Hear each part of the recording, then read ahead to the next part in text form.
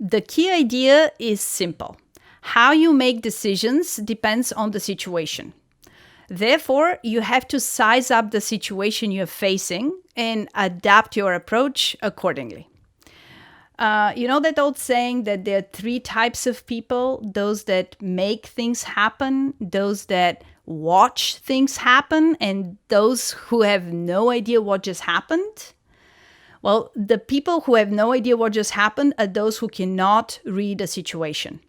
So, figuring out what is the situation you're facing is necessary for success. It is insufficient, but it is necessary for success. There are multiple dimensions, but let's start with speed, severity, and uncertainty.